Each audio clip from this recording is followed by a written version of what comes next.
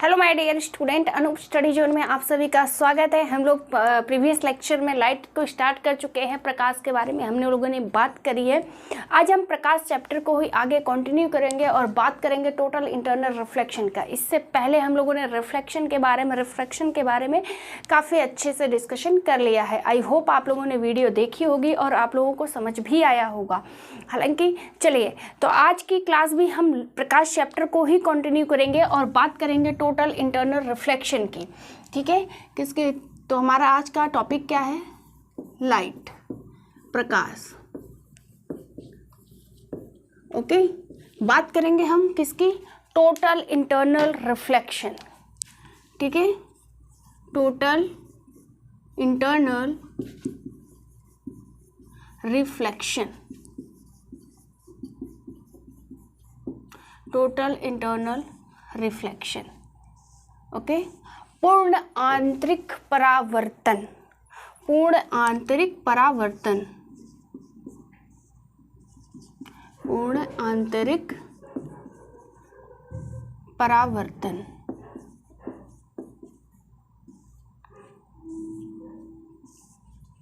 देखो भाई, जो टोटल इंटरनल रिफ्लेक्शन है, इस टर्म में तो इसके रिफ्लेक्शन आता है, लेकिन ये है किसका? रिफ्रैक्शन का पार्ट है।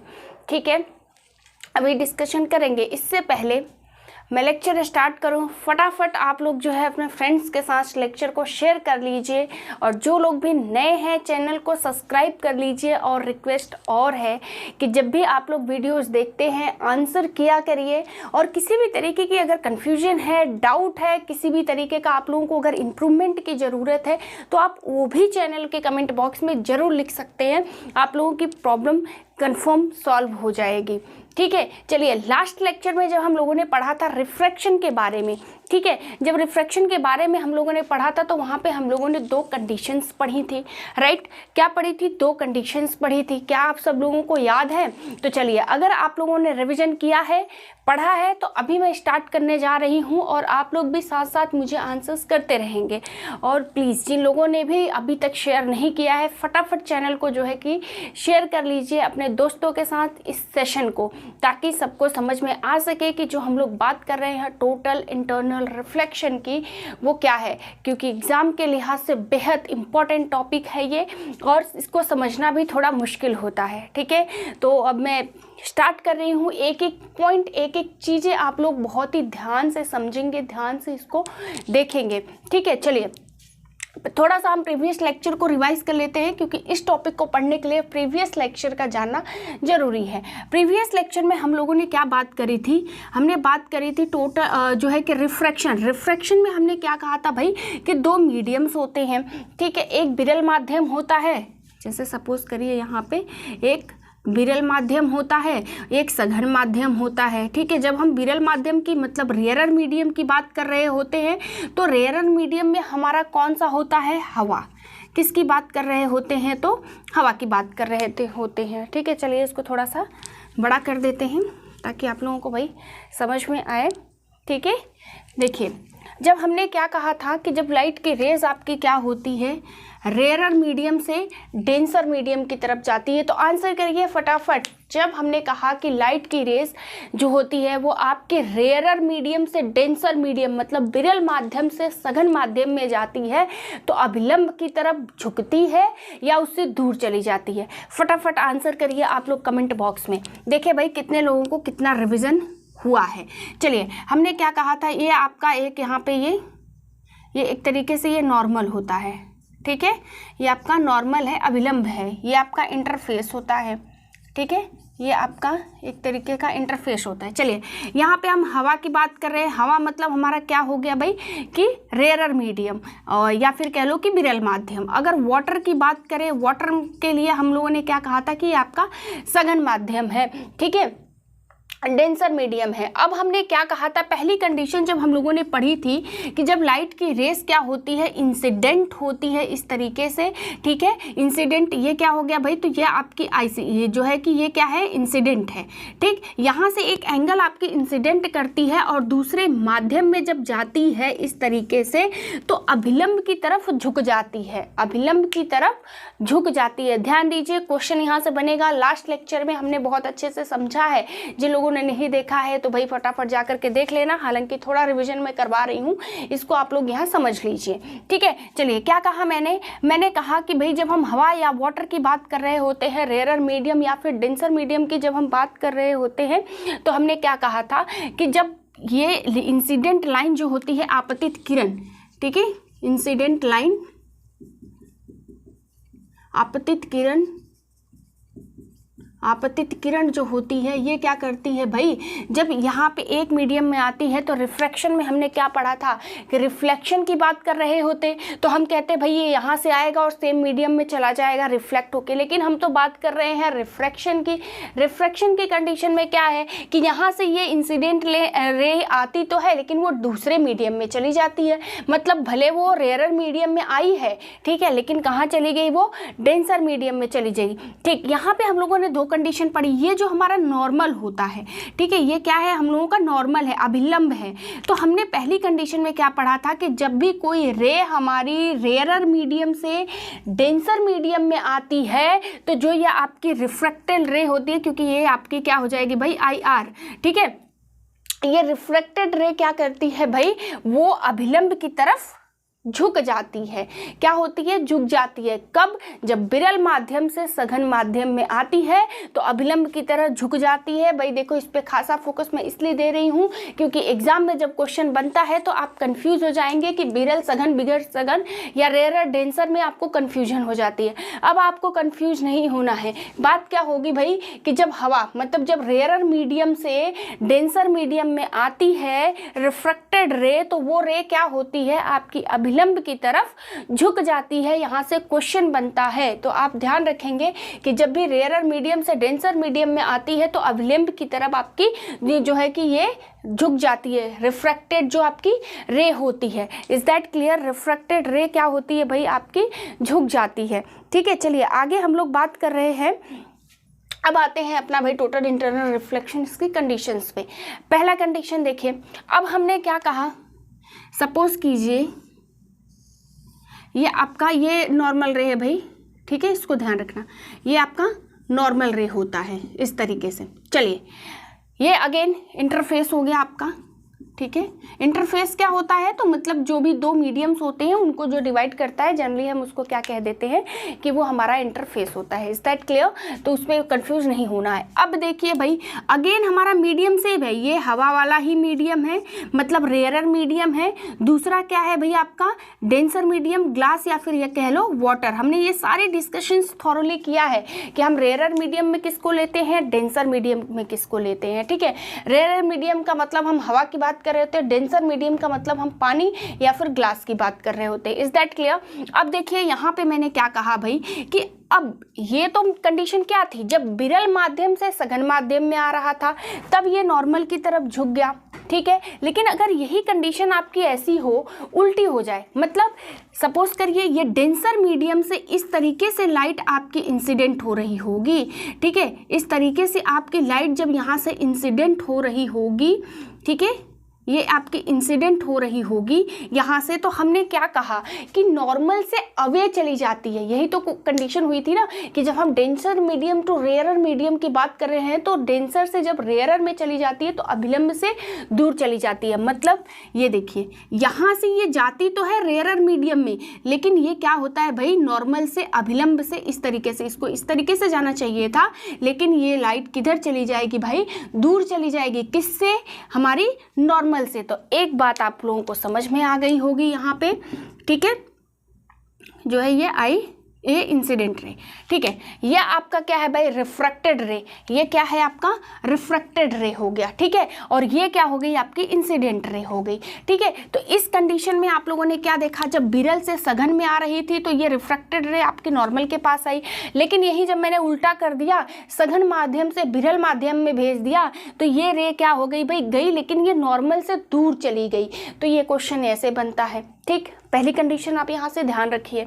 चलिए आगे पढ़ते हैं हम एक आईसी क्रिटिकल एंगल की बात। बड़ी इंपॉर्टेंट सी ये कंडीशंस होती हैं भाई। ये आपका नॉर्मल है, ध्यान रखना, ये नॉर्मल है। अगेन ये आपका इंटरफेस है, ठीक है, ये आपका इंटरफेस है। अब एक बात ध्यान रखिए, टोटल इंटरनल रिफ्लेक्शन को पढ़ने से पहले आप क्या ध्यान रखेंगे कि आप समझेंगे आप जो है कि क्रिटिकल एंगल को, ठीक है, क्योंकि क्रिटिकल एंगल पढ़ना आप लोगों के लिए ज़्यादा ज़रूरी है, तभी आप टोटल इंटरनल रिफ्लेक्शन को समझ पाएंगे। चलिए, जब हम क्रिटिकल एंगल की बात कर रहे होते हैं तो समझ लीजिए। देखिए एक बात और, डेफिनेशन पे नहीं जाइए, डेफिनेशन के लिए आप लोगों को PDF मिल जाएगी डिस्क्रिप्शन लिंक में, ठीक है। चलिए यहाँ समझिए। अब देखिए मैंने क्या कहा आपसे कि जब भी कोई आपके रिफ्रैक्शन के केस में जब वो डेंसर मीडियम से रेयरर मीडियम में कोई लाइट जाती है तो नॉर्मल से दूर चली जाती है। मतलब आप ये सपोज कीजिए कि अगर मैं ये इंसिडेंट रे को इस तरीके से बढ़ाऊं, इस इंसिडेंट रे को अगर मैं इस तरीके से बढ़ाऊंगी तो ये जो आपका रिफ्रैक्टेड रे है ये भी तो इस तरीके से डाउन हो रहा होगा। बात समझ में आई? अगर मैंने इंसिडेंट रे को इस तरीके से बढ़ाया तो ये रिफ्रैक्टेड रे इस तरीके से नीचे आ रही होगी, मतलब उसका भी एंगल बढ़ रहा होगा। क्यों? क्योंकि हमने इंसिडेंट लाइन को भी बढ़ाया है, इंसिडेंट एंगल बढ़ाया। जब इंसिडेंट एंगल बढ़ा दिया तो इस तरीके से आपका क्या हो जाएगा भाई, रिफ्रैक्टेड एंगल भी बढ़ रहा होगा। और जब इंसिडेंट एंगल बढ़ा, रिफ्रैक्टेड एंगल बढ़ा, तो ये रिफ्रैक्टेड रे आपके बढ़ते बढ़ते बढ़ते बढ़ते एक कंडीशन ऐसी आ जाएगी जिसपे क्या हो जाएगा कि ये रिफ्रैक्टेड एंगल आपका 90 डिग्री हो जाएगा। Is that clear?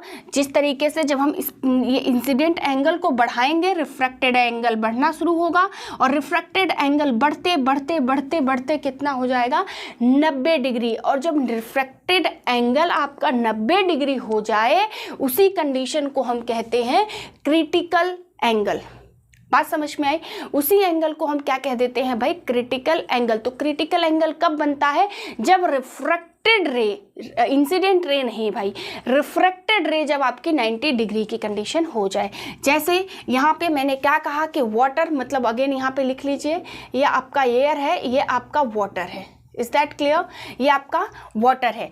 अब क्या हुआ भाई, डेंसर मीडियम से इस तरीके से लाइट तो आपकी क्या हो गई भाई, इंसिडेंट हुई, ठीक है, ये क्या हुआ, इंसिडेंट। अब ये इंसिडेंट एंगल यहाँ से इस तरीके से जाते जाते मैंने इंसिडेंट एंगल बढ़ाना शुरू किया, ठीक है, इंसिडेंट एंगल बढ़ा रही हूँ और रिफ्रैक्टेड एंगल आपकी आते आते एक कंडीशन ऐसा बनेगा जब आपकी रिफ्रैक्टेड रे यहाँ पे पहुँच जाएगी, मतलब आर की वैल्यू जब क्या हो जाए भाई, 90 डिग्री हो जाए।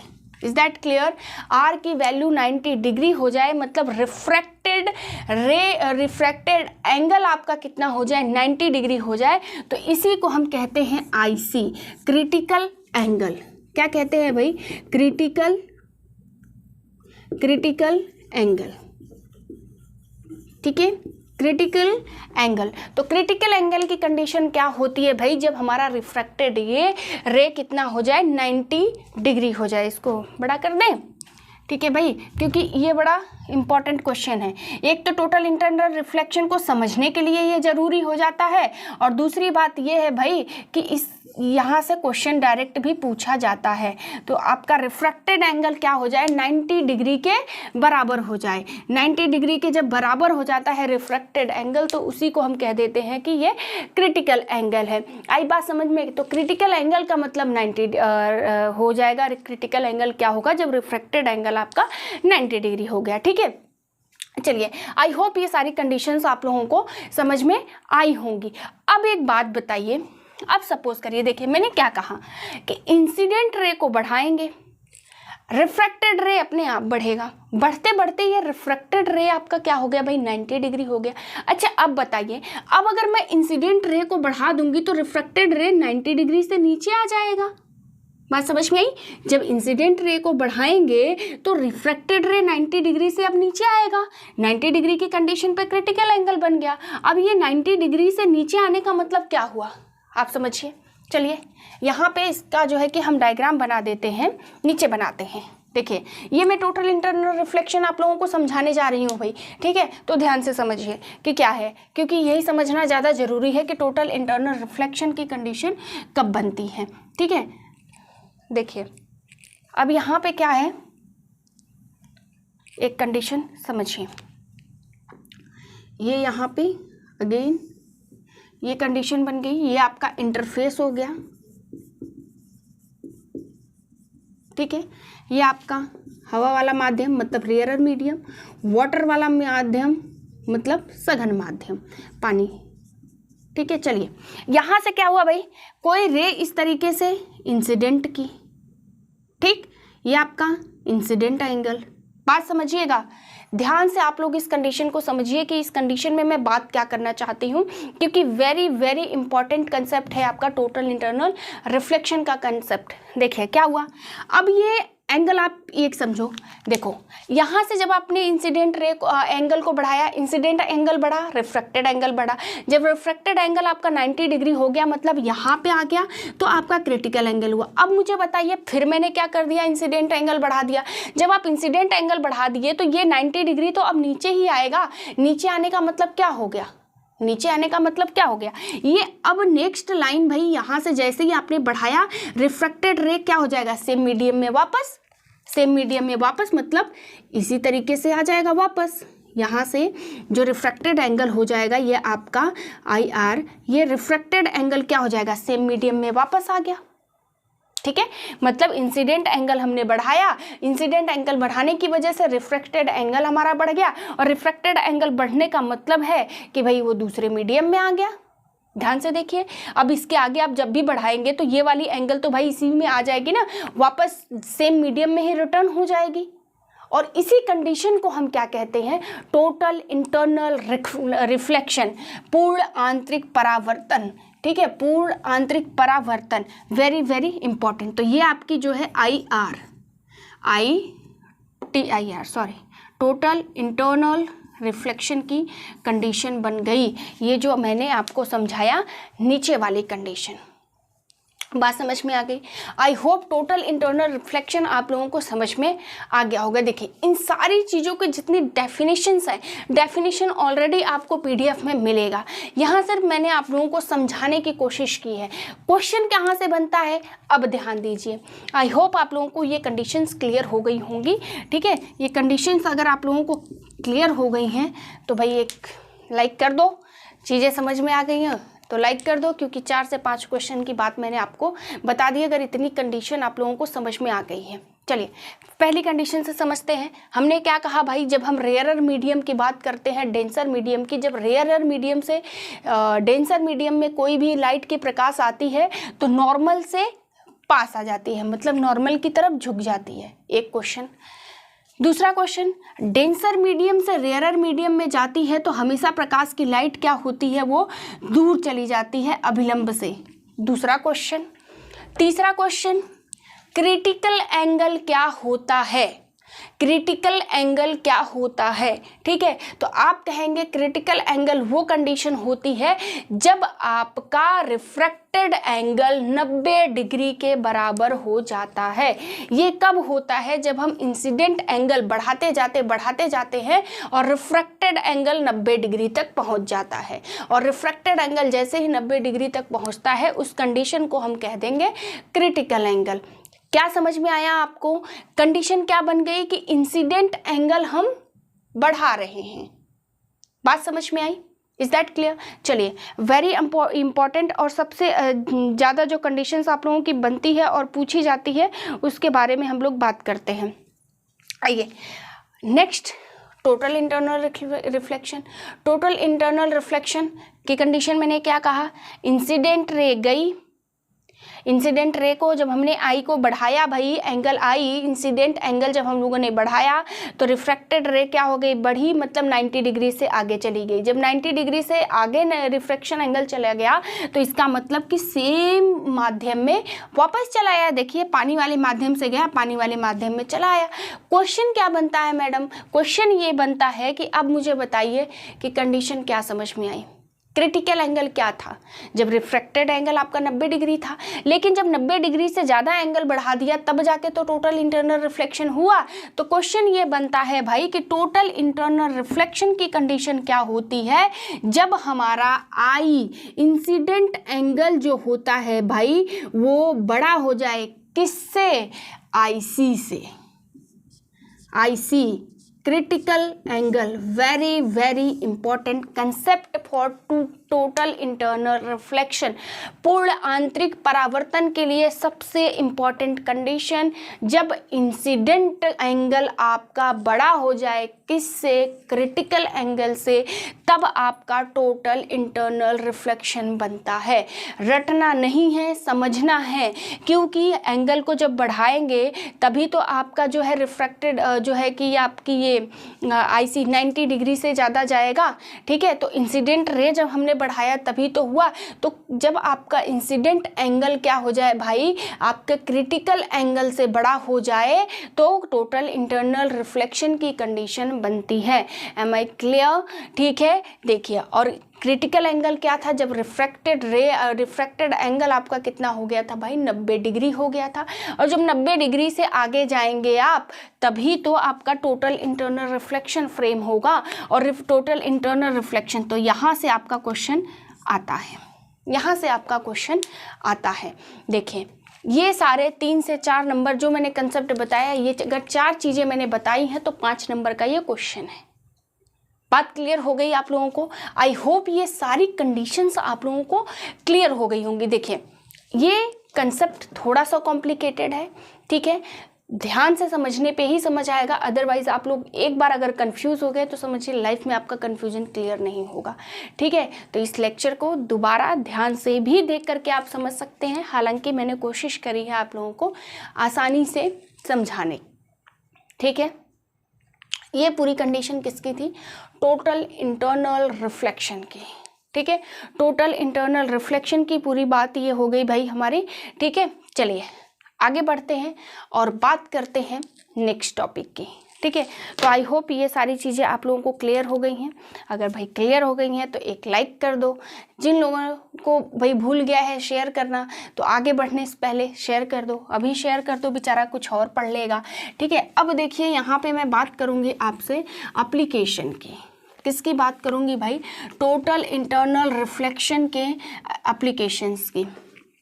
देखिए एक आप लोगों ने बड़ा कॉमन सा क्वेश्चन देखा भी होगा और ज़्यादातर ऐसा बनता भी है। ठीक है, तो भाई ध्यान देना, टोटल इंटरनल रिफ्लेक्शन की कंडीशन कब बनती है, तो टोटल इंटरनल रिफ्लेक्शन की कंडीशन आपकी तब बनती है जब आपका जो इंसिडेंट एंगल होता है वो आईसी मतलब क्रिटिकल एंगल से बड़ा हो जाए। क्रिटिकल एंगल कितना होता है भाई, तो आप कहेंगे कि क्रिटिकल एंगल जो होता है वो आपका जब रिफ्रैक्टेड एंगल आपका 90 डिग्री हो जाए। बात समझ में आई? चलिए इसके कुछ एप्लीकेशंस पढ़ लेते हैं टोटल इंटरनल रिफ्लेक्शन के एप्लीकेशंस। ठीक है, उपयोग कहाँ कहाँ पे ये यूज़ होता है, इज दैट क्लियर? चलिए एप्लीकेशन की मैं बात करूँगी तो इसमें होता है भाई, एक क्वेश्चन आता है आपके एग्जाम में, हीरे का चमकना।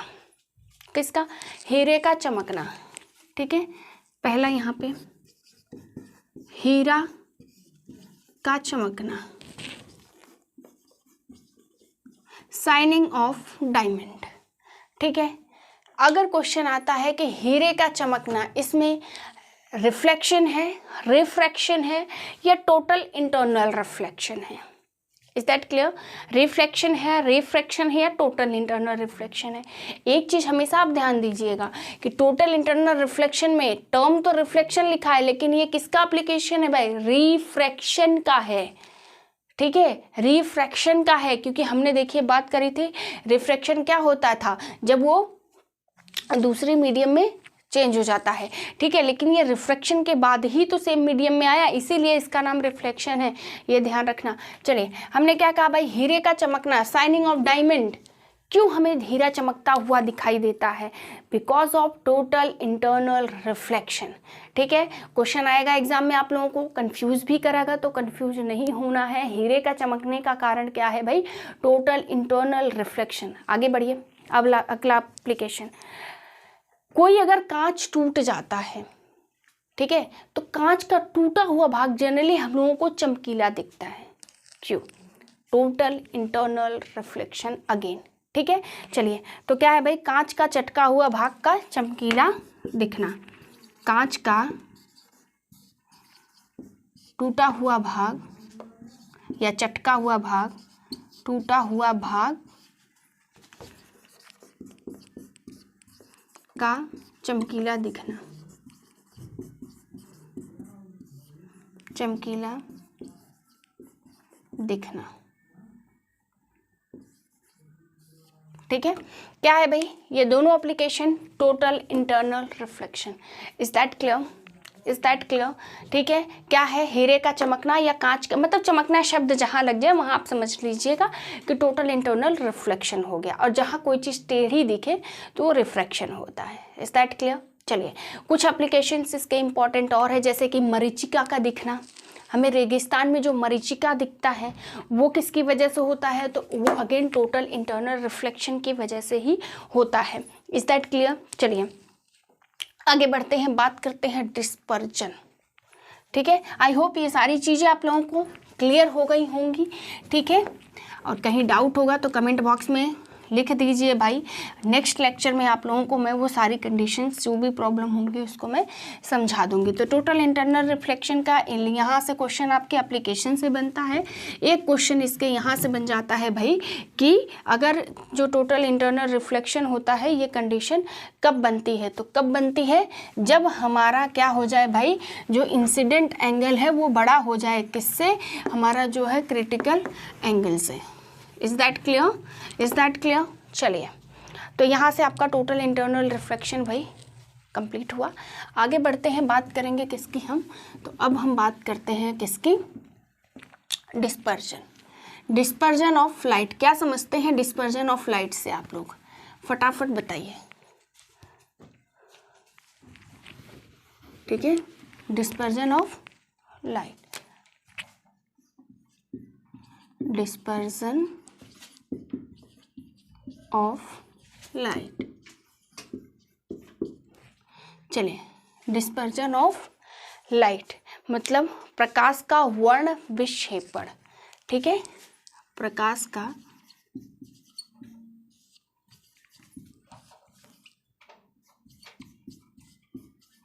विक्षेपण, ठीक है। चलिए भाई समझिए कि प्रकाश का वर्ण विक्षेपण जो कंडीशन होती है ये क्या होती है। देखिए, हम लोगों ने एक विबग्योर टर्म के बारे में पढ़ा होगा, राइट। विबग्योर टर्म आप लोगों ने पढ़ा होगा, जिसमें हम क्या कहते हैं कि एक प्रिज्म, ठीक है, सपोज करिए कोई एक प्रिज्म है इस तरीके से, ठीक है, ये आपका प्रिज्म है। होता क्या है, एक वाइट लाइट आप यहाँ से पास कीजिए, क्या है भाई, कलर एकदम उसका वाइट है, सफ़ेद है। एक कलर हम लोगों ने क्या करा है भाई, पास करा है। कितने कलर? सिर्फ सिंगल कलर पास किया। और जब एक वाइट लाइट को हम इस प्रिज्म से पास करते हैं तो वो 7 कलर्स में डिस्पर्स हो जाती है, मतलब फैल जाती है, ठीक है। तो बेसिकली अगर डिस्पर्जन की बात करूँ तो मतलब हम एक तरीके से डिस्पर्ज होने की बात कहते हैं, राइट। तो होता क्या है कि जब हम किसी वाइट लाइट को जो है किसी प्रिज्म से क्या करते हैं, पास करते हैं, तो वो 7 कलर में फैल जाता है। 7 कलर कौन से? विबग्योर पढ़ेंगे। चलिए पहले इसको देखिए, एक यहाँ से आपने वाइट लाइट को जब पास किया तो इस तरीके से यहाँ पे 7 कलर्स बन जाते हैं आपके, ठीक है। किसी को पता है भाई तो आंसर्स करते रहिए कि वो 7 कलर्स कौन कौन से हैं। ठीक है। ये कलर से ये 7 कलर बन जाते हैं। थोड़ी मेरी भाई डायग्राम देखो ढीली है ना, तो उसको समझने की कोशिश करना कि एक ही लाइट जो है कि एक रेज आपकी पास हो रही होती है और वो रे कितने में फैल जाती है, 7 कलर्स में फैल जाती है। Is that clear? चलिए 7 कलर्स कौन से हैं ये इंपॉर्टेंट है। विव ग्योर मतलब पहला क्या बनेगा, वायलेट, वायलेट कलर।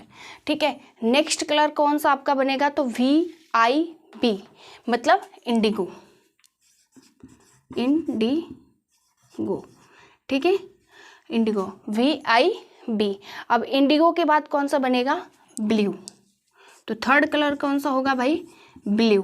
विव, ठीक है, ग्योर। ब्लू के बाद क्या बनेगा आपका, ग्रीन।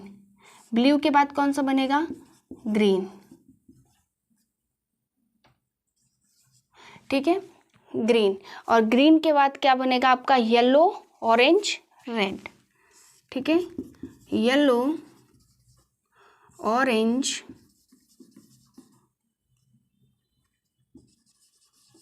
Orange and red. ठीक है, यहाँ पे इसको इस तरीके से याद करिए, VIV, विव ग्योर, GYOR। Is that clear? ये है आपका विव ग्योर कलर। ठीक है, तो भाई यहाँ पे देखिए समझने वाली बात ये होती है कि जब प्रिज्म से किसी हम एक वाइट लाइट को पास करते हैं, क्वेश्चन कैसे बनता है आपका कि अगर हम किसी वाइट लाइट को प्रिज्म से पास करते हैं तो वो कितने कलरों में डिस्पर्ज होता है, तो 7। ये ध्यान रखना। ठीक है, नेक्स्ट कितने कलर, 7 कलर में। एक बड़ा पेट सा क्वेश्चन है कि भाई हमारा जो प्राइमरी कलर्स हैं, प्राइमरी कलर, प्राइमरी कलर, प्राथमिक रंग, प्राथमिक रंग क्या होता है, फटाफट बताइए भाई, कमेंट बॉक्स में आंसर करिए। डायरेक्ट तो क्वेश्चन आता है और यूपीपी के जैसे एग्जाम में तो अनेक क्वेश्चन संभावना पूरी बनती है कि आपका प्राथमिक कलर क्या है। प्राथमिक कलर का मतलब कि ऐसे कलर्स जिनको हम मिला जुला के कोई भी कलर बना सकते हैं। ठीक है, तो जब हम प्राथमिक कलर की बात करते हैं तो लाल, हरा और नीला। ठीक है, लाल, हरा, नीला, लाल, हरा एंड नीला। ठीक है, रेड, ग्रीन एंड ब्लू। ठीक है, ये 3 कलर कौन से होते हैं, तो ये 3 कलर आपके जो होते हैं वो क्या बन जाएंगे, प्राइमरी कलर्स हो जाते हैं। Is that clear? लाल, हरा, नीला। ठीक है, मतलब रेड और ग्रीन और ब्लू। और ये भाई याद कर लेना, इसको ऐसे याद कर लो, RBG। ठीक है, इसलिए ऐसे याद कर लो क्योंकि एग्जाम में जब क्वेश्चन देता है तो कन्फ्यूजन की वजह से हमसे क्वेश्चंस गलत हो जाते हैं। ठीक है, कन्फ्यूजन होने की वजह से हमसे क्वेश्चन जनरली क्या होता है कि रॉन्ग हो जाता है, गलत हो जाता है। तो भाई क्वेश्चन आप लोगों को इसको गलत नहीं करना है। आई बात समझ में? लाल, हरा, नीला, RBG। ठीक है, बी से आपको ब्लैक नहीं ब्लू ध्यान देना है। चलिए आगे एक कंडीशंस और क्वेश्चंस यहाँ पे बड़ा इंपॉर्टेंट एक क्वेश्चन आपका और बनता है। क्वेश्चन क्या बनता है कि इसमें से कौन सा कलर है जो ज़्यादा दूर तक हमें दिखाई देता है। जनरली आप लोगों ने देखा होगा कि डेंजर कलर के लिए हम इस्तेमाल करते हैं कलर लाल, रेड। आपको कभी ये चीज़ समझ में आएगी, हालांकि ज़्यादातर लोगों को ये बात पता होगा कि रेड कलर हम डेंजर के लिए इस्तेमाल करते हैं या कोई चीज़ दूर से दिखने के लिए इस्तेमाल करते हैं। ऐसा हम क्यों करते हैं? लाल कलर को ही क्यों हमने डेंजर कलर मान रखा है भाई?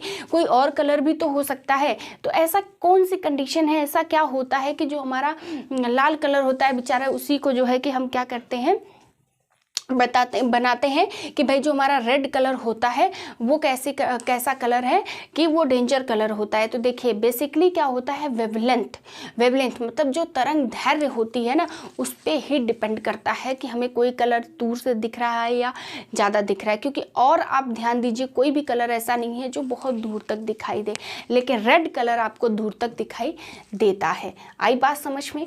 इसीलिए उसको इस्तेमाल किया जाए। चलिए, तो बैगनी रंग जो होता है उसका वेवलेंथ क्या होता है भाई, सबसे कम होता है। ध्यान दीजिए, अगर आपसे क्वेश्चन दे कि वेवलेंथ किसका सबसे कम होता है तो वॉयलेट मतलब बैगनी कलर, ठीक है, बैगनी कलर या फिर कह लो वॉयलेट, ठीक है, इसका क्या होता है भाई, वेवलेंथ सबसे कम होता है। वेवलेंथ तरंगदैर्घ्य क्या होता है, सबसे कम होता है, सबसे कम होता है।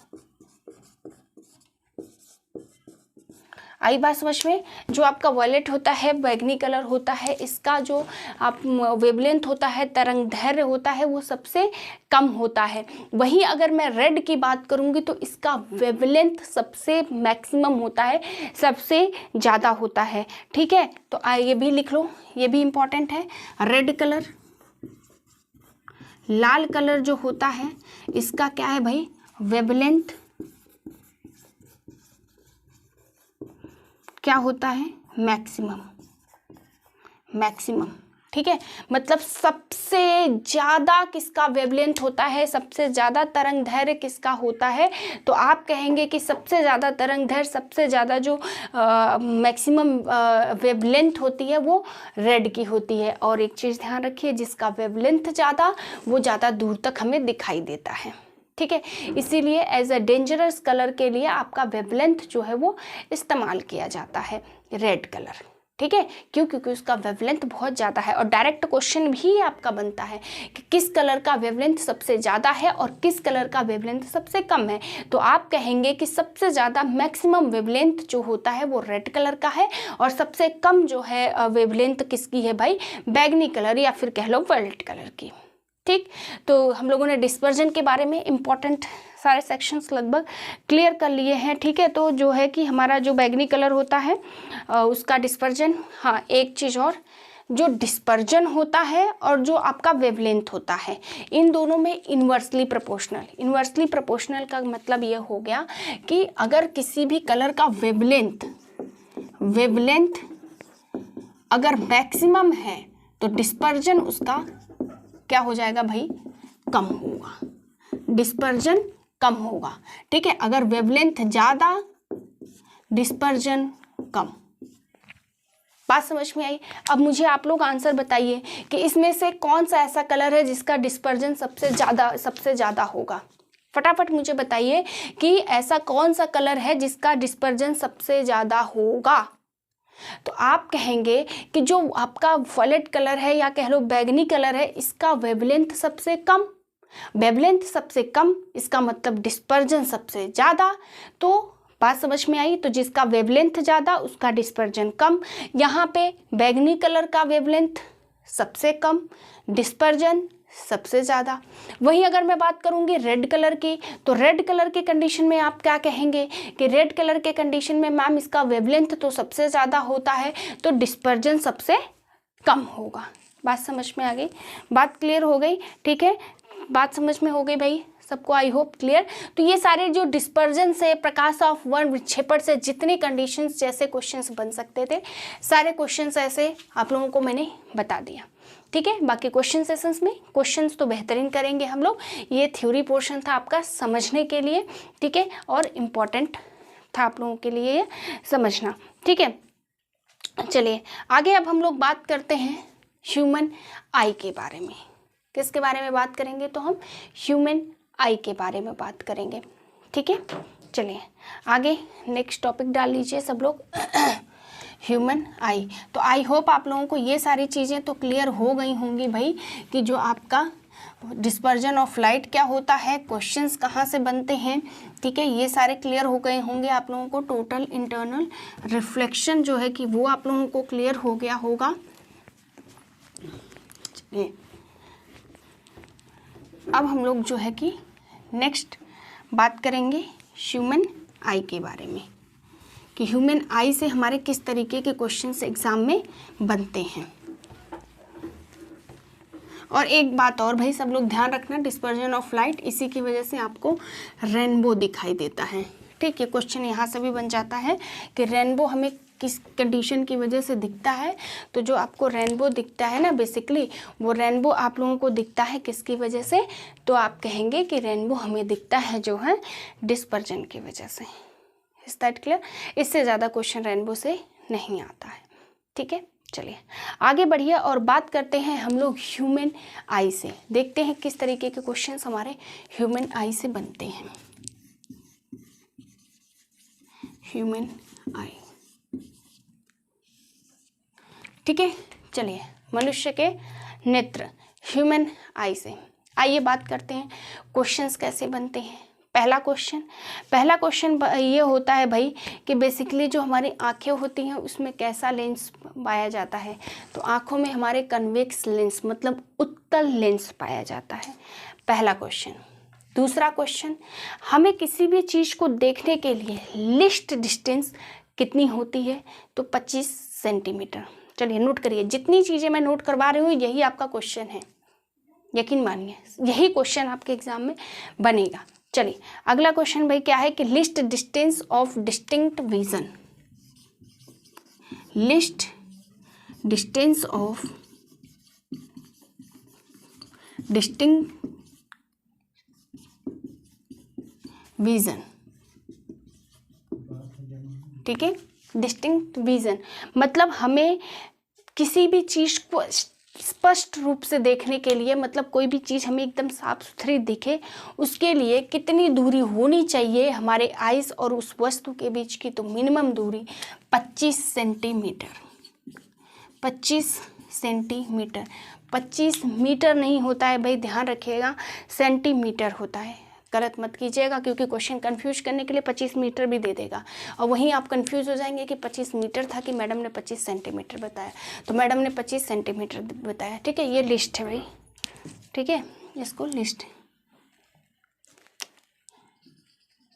लिस्ट मतलब कम से कम, मतलब दूरी जो होती है ना, मतलब किसी भी चीज़ को देखने के लिए इतनी दूरी होनी चाहिए। तो कितनी है भाई? स्पष्ट दृष्टि के लिए आपकी 25 सेंटीमीटर। अगर 25 सेंटीमीटर से कम आपकी दूरी पे आप किसी चीज़ को पढ़ना चाहेंगे तो पढ़ नहीं पाएंगे, क्योंकि बुक को एकदम आँख पे चिपका लेंगे तो क्या आप पढ़ पाएंगे? नहीं। कितना होना चाहिए? 25 सेंटीमीटर की दूरी कम से कम होनी चाहिए, अदरवाइज आप नहीं पढ़ पाएंगे। चलिए आगे हम लोग बात करते हैं कॉर्निया, ठीक है। जो टर्म्स जहाँ से क्वेश्चंस बनते हैं वहाँ से मैंने डायरेक्ट क्वेश्चन लिया है। कॉर्निया, क्या समझते हैं कॉर्निया से?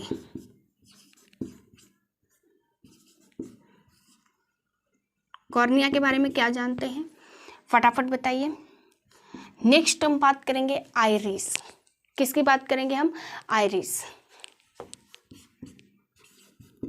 ठीक है, आइरिस। नेक्स्ट, ठीक है, चलिए कॉर्निया हो गया, आइरिस हो गया, ठीक है। चलिए पहले ये दो टर्म हम लोग इसको क्लियर कर लेते हैं। कॉर्निया जो होता है आप लोगों का, कॉर्निया क्या होता है भाई? क्वेश्चन आता है यहाँ से। कॉर्निया आँखों का वो पार्ट होता है जहाँ से लाइट हमारे आँखों में एंटर करती है। क्या करती है? एंटर करती है।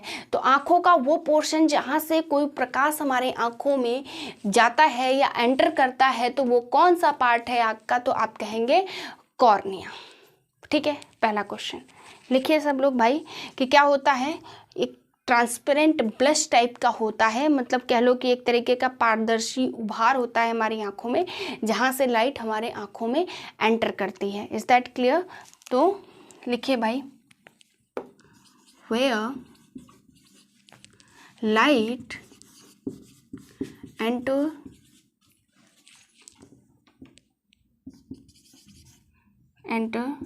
to our eyes, ठीक है। आई बात समझ में? क्या होता है? प्रकाश हमारे आँखों में जहाँ से प्रवेश करती है,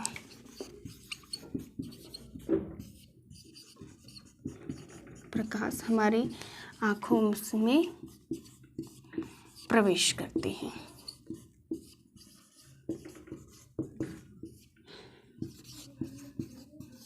ठीक है। प्रवेश क्या होता है भाई कि जहाँ से कोई भी light enter to our eyes, मतलब हमारे आँखों में जहाँ से लाइट प्रवेश करती है, तो वो पोर्शन कौन सा है आँखों का? कॉर्निया। Direct question. अगला क्वेश्चन जब हमने एक चीज़ देखा होगा आप लोगों ने कि भाई हम जब आंखें अपनी डोनेट करते हैं, होता है ना कि कुछ लोग अपने आंखें डोनेट करते हैं, तो जब अपनी आंखें जो लोग जब लोग अपनी आंखें डोनेट करते हैं तो जनरली इस कंडीशन में आप खुद सोचिए कि क्या पूरी की पूरी आंख निकाल के डोनेट करते हैं? नहीं, आंखें नहीं डोनेट किया जाता है। तो आंखों के डोनेशन के टाइम पे आंख का जो ये वाला पोर्शन है, कॉर्निया वाला पार्ट है, इसी को डोनेट किया जाता है। तो अगला क्वेश्चन डायरेक्ट लिख लीजिए, ये आप लोगों के एग्जाम में छपना ही है, आना ही है, ठीक है। तो चलिए लिखिए, कॉर्निया इज डोनेटेड। अगला क्वेश्चन, कॉर्निया इज डोनेटेड, ठीक है। मतलब आंखों का जो पार्ट है वो कौन सा पार्ट है भाई?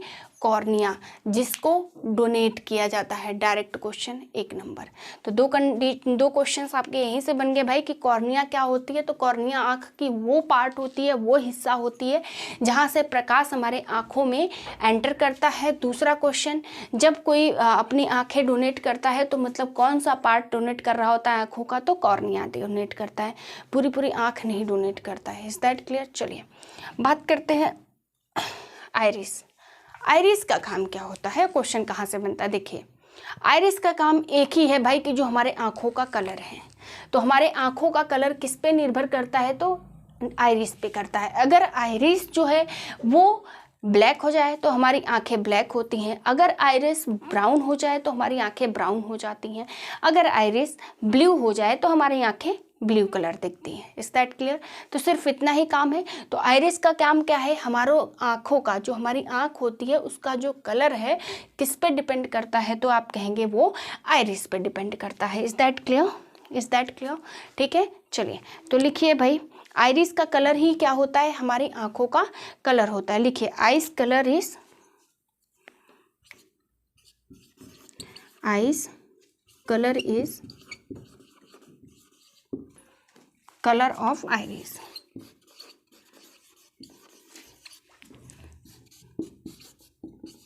ठीक है भाई, क्लियर हो गया?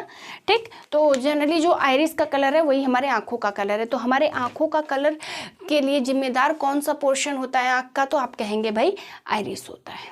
ठीक है, बात क्लियर हो गई?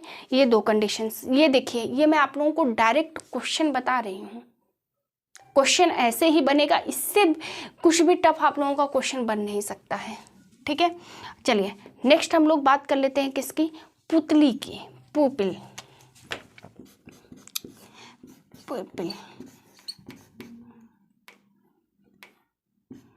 पुपिल, पुतली, आंखों की पुतली। बताइए भाई, आंखों की जो पुतली होती है उसका काम क्या होता है? ठीक है, इसको ऊपर लिख लें क्या? चलिए इसको सब लोग भाई रफ कर लीजिए। लिस्ट डिस्टेंस कितनी हो गई? 25 सेंटीमीटर हो गई। 25 सेंटीमीटर से अगर कम दूरी पे हम अपनी बुक को रखेंगे तो हम उसको नहीं पढ़ पाते हैं।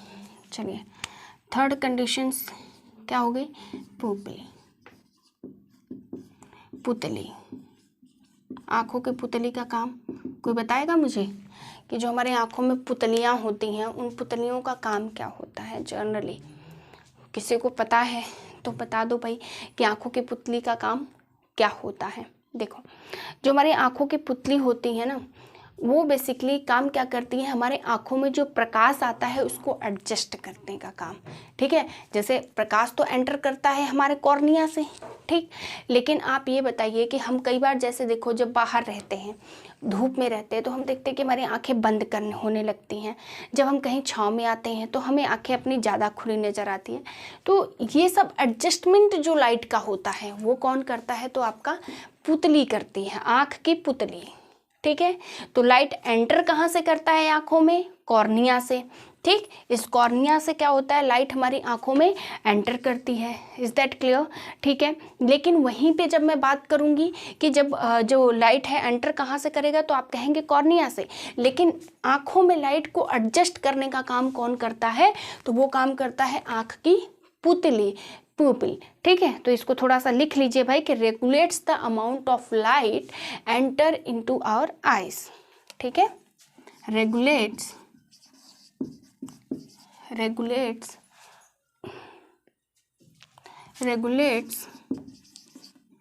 amount of light into our eyes। ठीक है, बात समझ में आई कि प्रकाश का जो है कि प्रकाश आँखों में हमारी जो लाइट आती कहाँ से है, कॉर्निया से, लेकिन अगर धूप में है तो कितनी आँखों में हमारी प्रकाश आनी चाहिए, या छाँव में है तो कितनी हमारी आँखें जो है कि प्रकाश को एब्जॉर्ब कर सकती हैं, इसको रेगुलेट करने का काम हमारी पुतली या फिर कह लो पुपिल करता है। ठीक है, चलो, तो एक तरीके से ये कह सकते हैं कि प्रकाश की मात्रा को नियंत्रित करता है, प्रकाश की मात्रा को नियंत्रित करता है।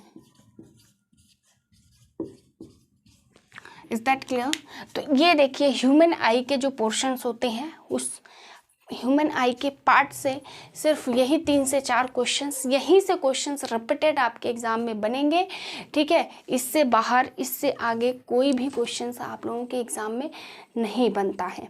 ठीक है, जितनी चीज़ें मैं बता रही हूँ ये बहुत ही प्रिसाइज और according to the syllabus of UPP and rest previous year के जो क्वेश्चंस आए हुए हैं उसको मैंने थॉरली रीड करके जहाँ से कंसेप्ट बनते हैं वही सारे, और इससे क्वेश्चन अगर टफ बन भी सकते हैं तो इस पोर्शन से इस लेवल के एग्ज़ाम में ज़्यादा टफ क्वेश्चंस नहीं बनते हैं। इतना अगर आप लोगों ने ध्यान से पढ़ लिया तो मैं डेफिनेटली आप लोगों को कहती हूँ कि क्वेश्चंस आपके छूटेंगे नहीं, ये तो श्योर है। तो आज के सेशन को हम लोग यहीं पे कंप्लीट करते हैं। नेक्स्ट सेशन में आगे हम लोग बात करेंगे इसी के पार्ट के जो है कि डिफेक्टेड जो डिजीज़ होती हैं हमारे आंखों में, डिफेक्ट्स जैसे कि मायोपिया, हाइपरमेट्रोपिया, ठीक है, इस तरीके की मतलब दूर का दिखने वालों को कौन सी प्रॉब्लम होती है, पास के दिखने वालों को कौन सी प्रॉब्लम होती है। ठीक है, इस टाइप के जो क्वेश्चंस आप लोगों के बनते हैं, ठीक है, उसके बारे में बात करेंगे। कन्वेक्स मिरर और कॉनकेव मिरर क्या होता है, ठीक है, वहाँ से किस टाइप के क्वेश्चन बनते हैं उसके बारे में भी हम लोग डिस्कशन करेंगे। आई बात समझ में? तो नेक्स्ट लेक्चर में इसी चैप्टर को रिवाइज कर जो है कि आगे करेंगे कंटिन्यू, और उसमें से कुछ ऐसे इंपॉर्टेंट क्वेश्चंस हैं अभी जो आप लोगों को मैं बताऊंगी नेक्स्ट लेक्चर में। ठीक है, तो लेक्चर कैसा लगा बताना नहीं भूले, और अगर पसंद आ रहा है, चीज़ें समझ में आ रही हैं तो भाई लाइक तो ज़रूर एक बनता है। जितने लोग नए हैं चैनल को सब्सक्राइब कर लीजिए। ठीक, जैसे ही सेशन अपलोड हो आप लोगों को जो है कि तुरंत उसका नोटिफिकेशन मिल जाए। रेस्ट किसी भी तरीके का डाउट हो, कमेंट बॉक्स आप लोगों के पास है भाई, लिखिए, डाउट पूछिए, और किसी भी तरीके का भाई इम्प्रूवमेंट चाहिए तो वो भी आप लोग लिख सकते हैं। ठीक है, तो चलिए मिलते हैं नेक्स्ट सेशन में, इसी चैप्टर को कंटिन्यू करेंगे और कुछ इंपॉर्टेंट बात भी करेंगे। ठीक है, तो मिलेंगे नेक्स्ट सेशन में, तब तक रिवाइज करते रहिए। Thank you.